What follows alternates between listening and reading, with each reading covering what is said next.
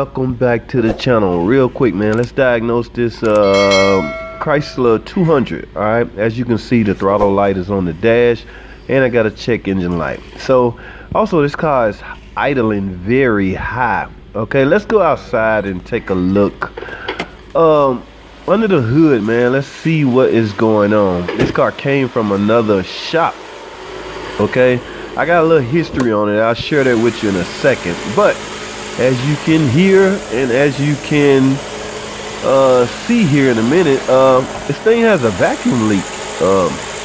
High idle flow.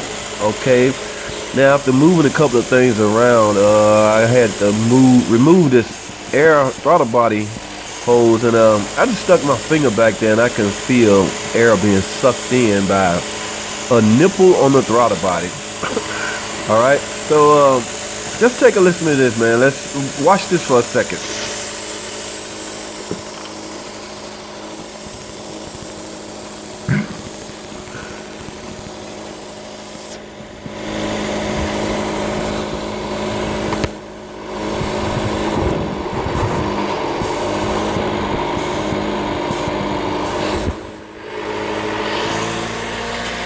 Alright, man, as you can see, that was a vacuum leak at that nipple on this throttle body, which has just been replaced, I was told. Okay, now I don't know why.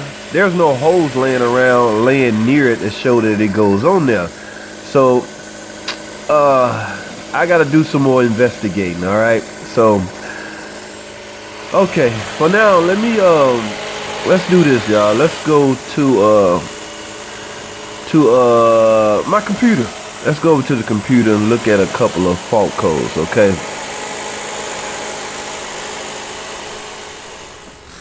all right, I got this thing. Let's get over to my computer, and as you can see, I got this pulled up. I got a couple of high airflow codes. Vacuum leak. Okay, P2172, 2173.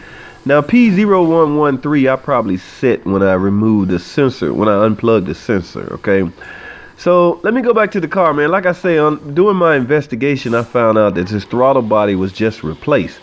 Now it was likely equipped with a nipple.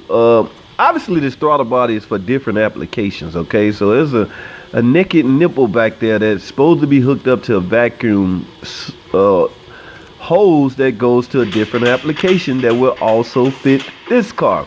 So what I'm gonna do, man, is just simply cap this whole nipple off. Okay, just plug it up, man, so vacuum airflow cannot be sucked in. Okay, that's the only thing I can do. Now I checked the throttle body on my car. I have a 27 Cherokee Limited and there is no nipple back there. Okay, so obviously, like I say, this throttle body is equipped for certain different applications.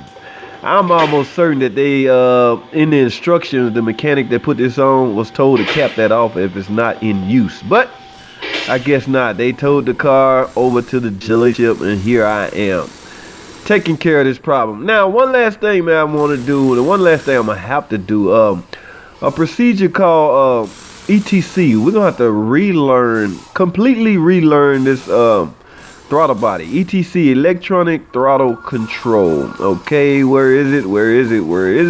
Right here. We're gonna have to relearn this thing. Okay, so that's the computer way of basically resetting it and relearn it. Now I have to get inside and follow instruction. Press the accelerator, hold it down.